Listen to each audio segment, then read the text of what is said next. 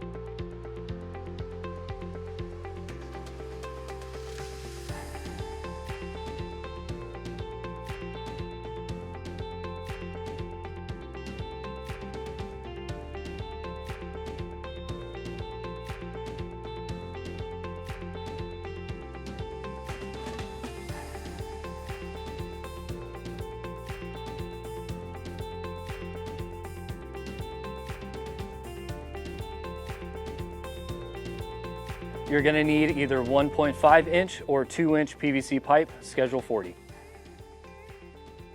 This is a 5-panel SwimJoy DIY kit. 1 panel per box. Your hardware is going to come in 1 box and it's marked by the orange paper on the top. So let's start unboxing this and see what's inside. So when you open this up, you'll have a sticker that says important documents. And right here is your important documents, which will have your installation manual, your spec sheet, and your warranty information. All right, so this is your tube that has all your hardware in it. You're gonna wanna safely pull it out.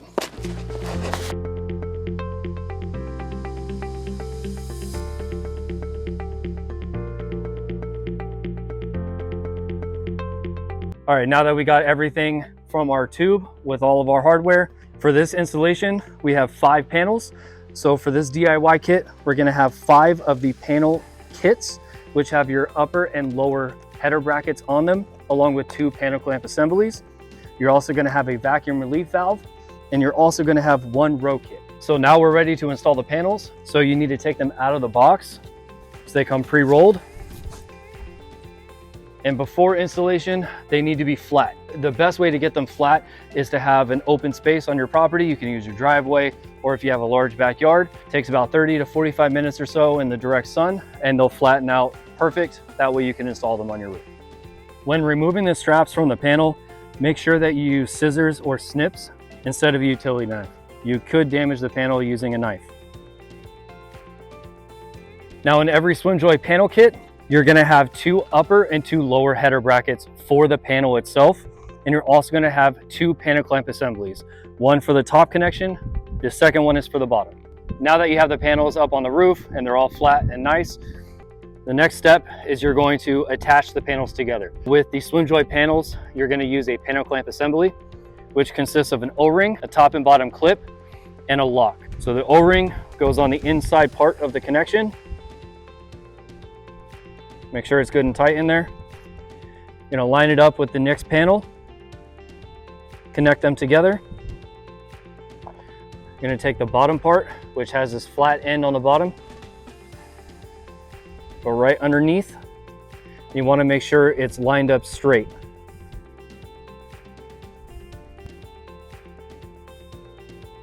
Now at the top, you're going to clip it.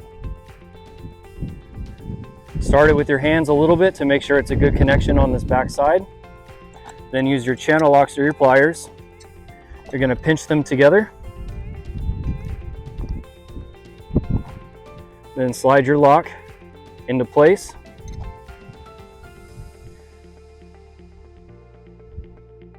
And push it on. Now this little piece in the middle just throws away. It's there for packaging. These little legs are going to go straight in to the middle, and it locks it in place so it'll never come undone. So these are the 2 header brackets. This one is the top. It's smaller and compact, so it does not move and it's solid.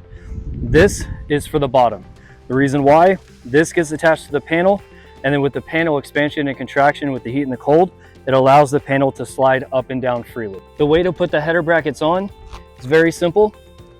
You're just gonna take it and put it right on the rail, slide it into place. And then once you have your panel clamp assembly done, you're gonna use your Lexel, put a good daub of Lexel underneath the header bracket, in between the bracket and the roof.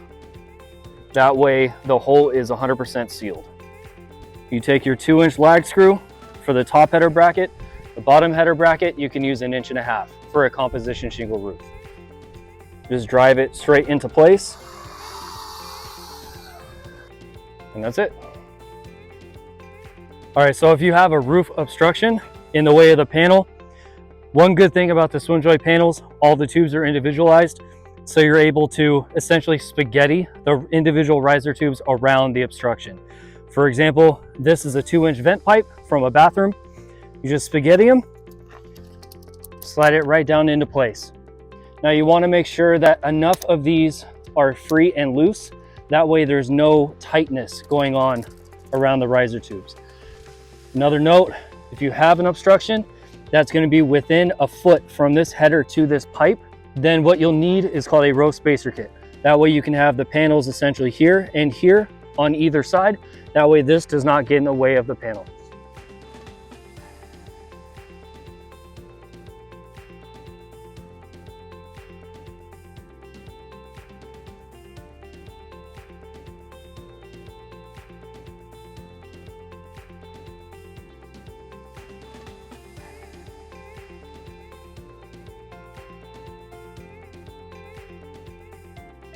All right, now we got the panels fully installed. All the top and bottom mounting header brackets are installed. All the panel clamp assemblies are in. So we are done with mounting the panels themselves at this point. The next step is the plumbing.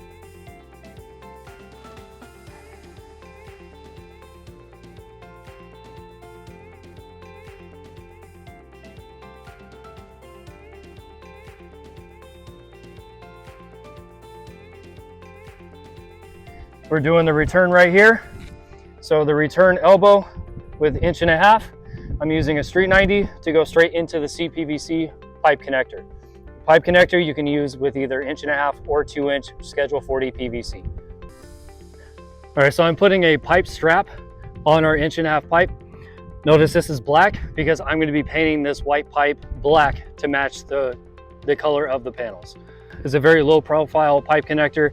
That way it doesn't stick out, doesn't look ugly from the ground when you're looking at it. It also expands and contracts with the pipe and the panels.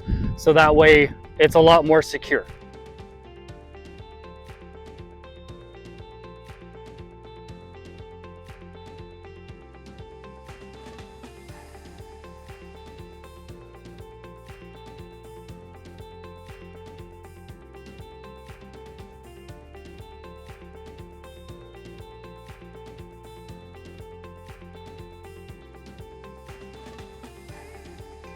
As you can see, this is our feed line going into the panels, and it stays below the bottom header or the bottom pipe of the panel.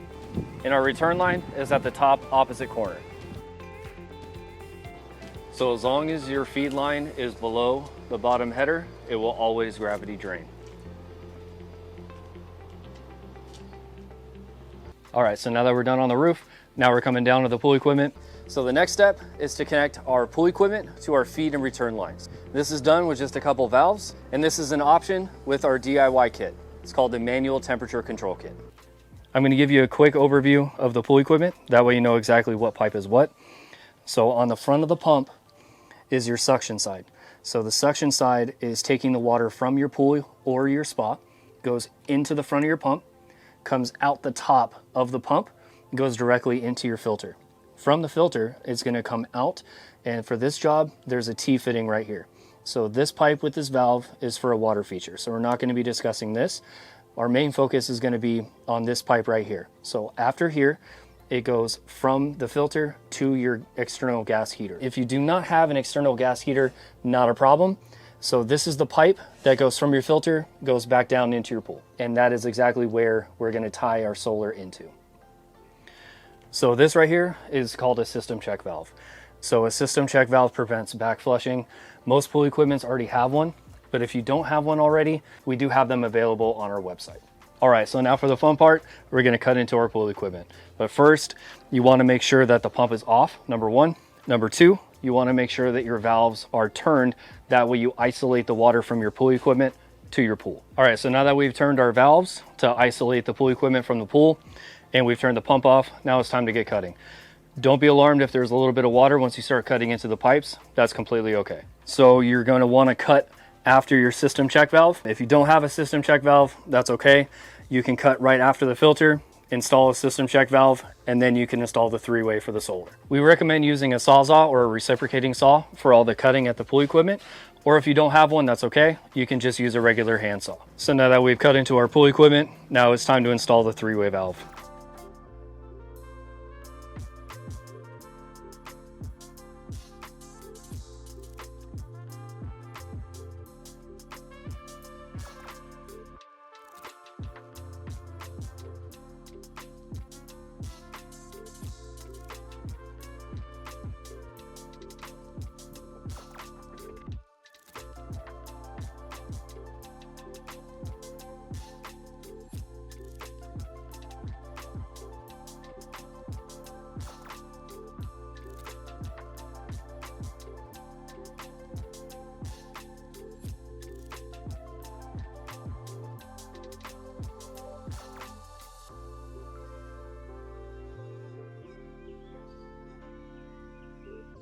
So we've done the first step, installing our three-way valve.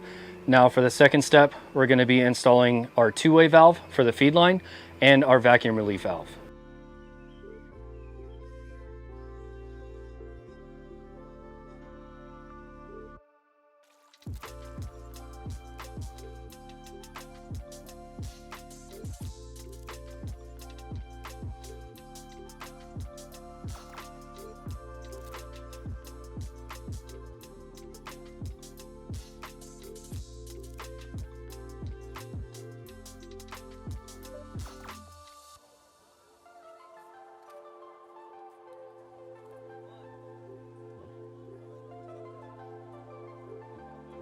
Now that I'm done connecting our feed line from our solar into our pool equipment, now it's time to install the vacuum relief valve. Now the vacuum relief valve needs to be installed above the filter and a minimum of 4 feet above the ground. So our 4 feet is right here, which is above the filter, but I'm going to go a few inches up more just to be on the safe side and we're in the clear.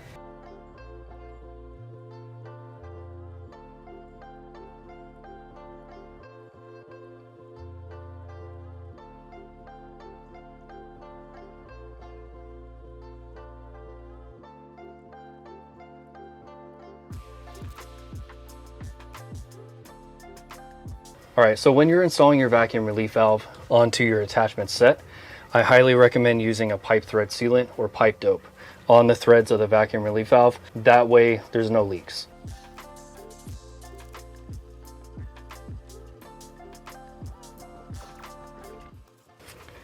And don't be afraid to use too much. Too much is always better. You can wipe off the excess.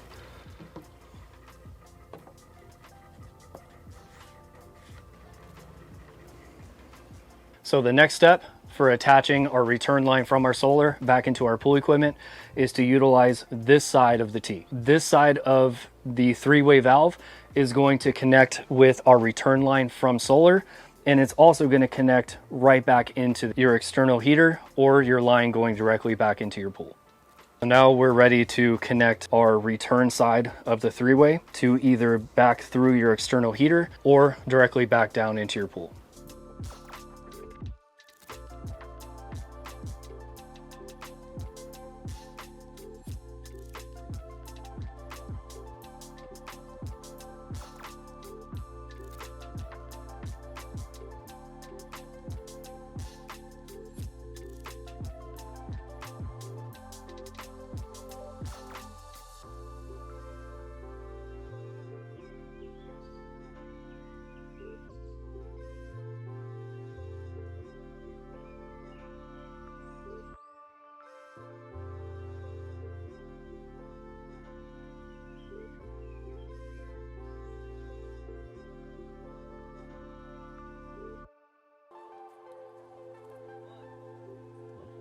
So now we have completed our bypass section. Now what we're going to be doing is connecting our return line from our solar directly into this port here on the T. So here's our three-way. This side is our feed line. This side will be for our return line. We have gone ahead and connected this side of the three-way with a T. That way, this section that's open here, we're going to be connecting with our return line off of the roof. And this part right here goes directly back either into your pool or into your external heater.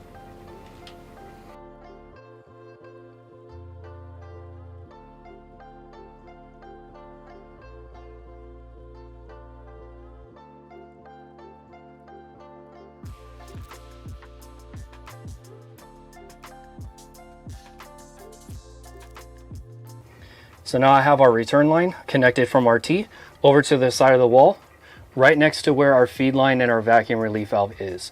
So right now I'm going to be connecting our two-way valve and our check valve on the return line.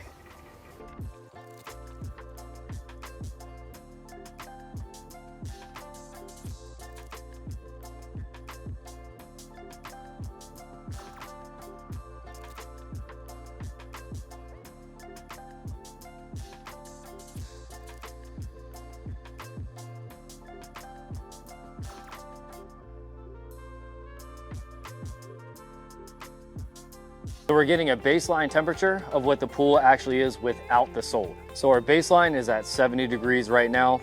Typically, it takes about 5 to 7 days for you to get all the way up to temperature with your solar. Now we finished installing our SwimJoy system. We've mounted all of our SwimJoy panels. We have connected the feed and return lines. We have installed the solar bypass. Now it's time to turn the heat on. If you have any questions whatsoever about the installation, please don't hesitate to give me a call.